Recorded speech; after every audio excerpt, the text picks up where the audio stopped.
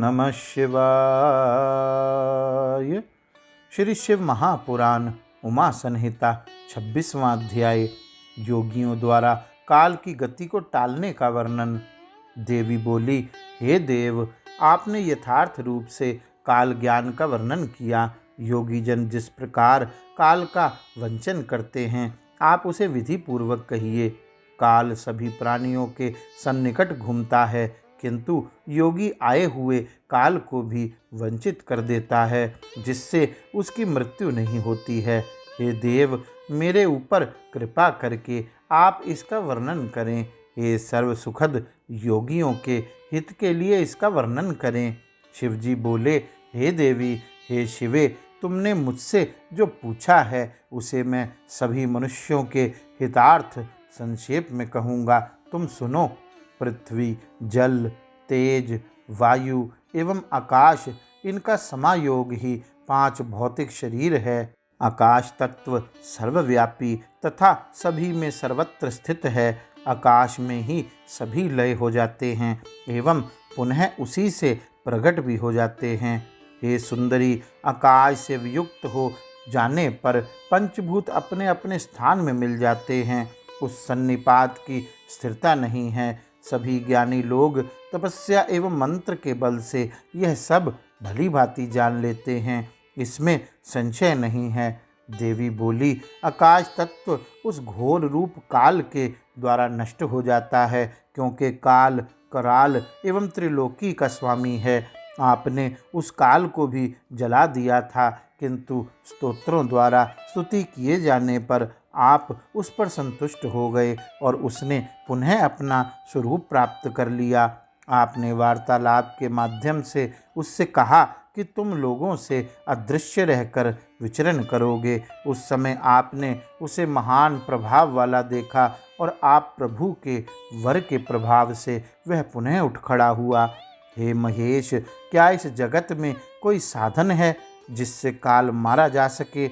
उसे मुझको बताइए। आप योगियों में श्रेष्ठ, प्रभावशाली तथा स्वतंत्र हैं और परोपकार के लिए शरीर धारण किए हुए हैं। शंकर जी बोले, हे देवी, बड़े बड़े देवताओं, दैत्यों, यक्षों, राक्षसों, सर्पों एवं मनुष्यों से भी काल नहीं मारा जा सकता, किंतु जो ध्यान परायण देहधारी योगी होते हैं वे सरलता पूर्वक काल को मार डालते हैं। सनत कुमार बोले, तीनों लोकों के गुरु शिवजी की बात सुनकर पार्वती जी ने हंसकर कहा, आप मुझे सच सच बताइए कि योगी किस प्रकार इस काल को अपने वश में कर लेते हैं। तब शिवजी ने उनसे कहा, हे चंद्रमुखी, निष्पाप तथा एकाग्रचित जो योगी जन हैं, वे जिस प्रकार कलाओं वाले काल रूपी सर्प को शीघ्र ही नष्ट कर देते हैं, उसे तुम सुनो। शंकर जी बोले, हे वरारोहे, यह पंचभूतात्मक शरीर सदा उनके रूप रसादि गुणों से युक्त होकर उत्पन्न होता है और पुनः यह पार्थिव शरीर उन्हीं में विलीन भी हो जाता है। आकाश से वायु उत्पन्न होता है, वायु से तेज उत्पन्न होता है, तेज से जल उत्पन्न होता है और जल से पृथ्वी उत्पन्न होती है। ये क्रमशः पृथ्वी आदि पंचभूत एक दूसरे में पूर्व पूर्व के क्रम से विलीन होते हैं। पृथ्वी 5 गुणों वाली कही गई है, जल 4 गुणों वाला, तेज 3 गुणों वाला तथा वायु 2 गुणों वाला है। इन पृथ्वी आदि में आकाश तत्व एकमात्र शब्द गुण वाला कहा गया है। जब पंच महाभूत शब्द, स्पर्श, रूप, रस और 5वां गंध अपने अपने इन गुणों को त्याग देते हैं तो प्राणी की मृत्यु हो जाती है, और जब अपने अपने गुणों को ग्रहण करते हैं तब उसी को जीव का प्रकट होना कहा जाता है।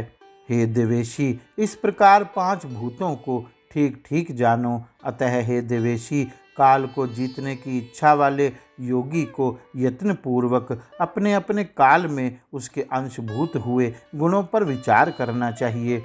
पार्वती जी बोली, हे योग वेत्ता प्रभु, योगी लोग ध्यान से अथवा मंत्र से किस प्रकार काल को जीतते हैं, वह सब मुझसे कहिए। शंकर जी बोले, हे देवी सुनो, मैं योगियों के हित के लिए इसे कहूँगा। जिस किसी को इस उत्कृष्ट ज्ञान का उपदेश प्रदान नहीं करना चाहिए, हे भामिनी, इसका उपदेश श्रद्धालु, भक्त, बुद्धिमान, आस्तिक, पवित्र तथा धर्मपरायण व्यक्ति को ही करना चाहिए। योगी को चाहिए कि उत्तम आसन पर विराजमान हो, प्राणायाम के द्वारा योग का अभ्यास करे। विशेषकर सब लोगों के सो जाने पर बिना दीप के अंधकार में ही योगाभ्यास करना चाहिए। एक मुहूर्त तक तर्जनी अंगुली से दोनों कान दबाकर बंद रखे। ऐसा करने से कुछ देर बाद अग्नि प्रेरित शब्द सुनाई पड़ने लगता है। इससे संध्या के बाद खाया हुआ अन्न क्षण भर में पच जाता है और वह ज्वर आदि समस्त रोग उपद्रवों को शीघ्र नष्ट कर देता है। जो योगी नित्य 2 घड़ी पर्यंत इस तरह के आकार का ध्यान करता है, वह काम तथा मृत्यु को जीतकर अपनी इच्छा से इस लोक में विचरण करता है और सर्वज्ञ तथा सर्वदर्शी होकर संपूर्ण सिद्धियों को प्राप्त कर लेता है। वर्षा काल में जिस प्रकार मेघ आकाश में शब्द करते हैं, उसी प्रकार का यह शब्द है। उसे सुनकर योगी शीघ्र ही संसार बंधन से मुक्त हो जाता है। इसके बाद वह योगियों द्वारा प्रतिदिन चिंतन किया जाता हुआ शब्द सूक्ष्म से भी सूक्ष्म होता जाता है। हे देवी, इस प्रकार मैंने शब्द ब्रह्म के ध्यान की यह विधि तुमसे कह दी। जिस प्रकार धान को चाहने वाला पुआल का त्याग कर देता है, वैसे योगी को सांसारिक बंधन का पूर्ण रूप से त्याग कर देना चाहिए। इस शब्द ब्रह्म को प्राप्त कर जो कोई भी लोग अन्य पदार्थों की इच्छा रखते हैं, वे मानो अपनी मुट्ठी से आकाश का भेदन करना चाहते हैं और इस अमृतपम योग को पा करके भी भूख प्यास की अपेक्षा रखते हैं।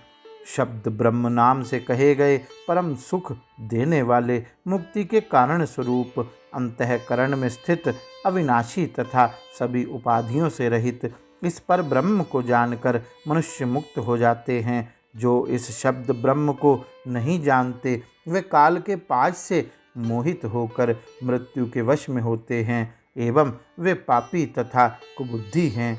वे संसार चक्र में तभी तक भटकते रहते हैं जब तक उन्हें धाम सबका आश्रय प्राप्त नहीं हो जाता। परम तत्व के ज्ञात हो जाने पर मनुष्य जन्म मृत्यु रूपी बंधन से छूट जाते हैं।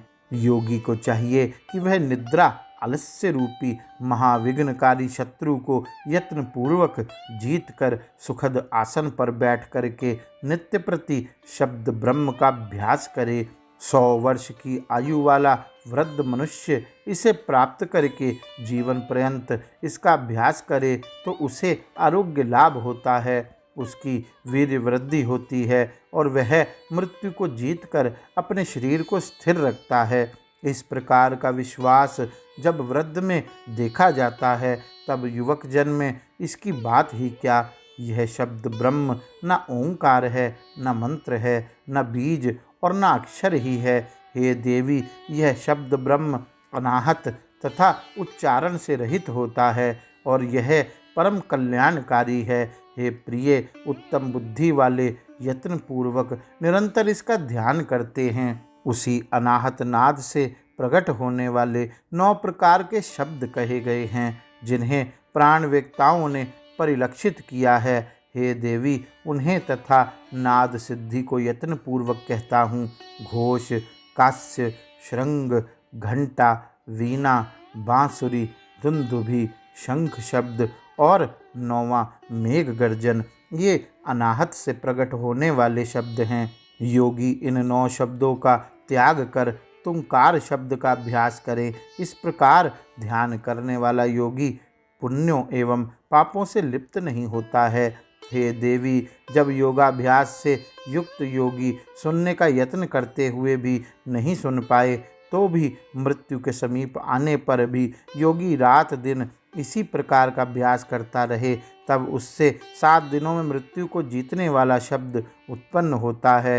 हे देवी, वह 9 प्रकार का होता है। मैं यथार्थ रूप से उसका वर्णन करता हूँ।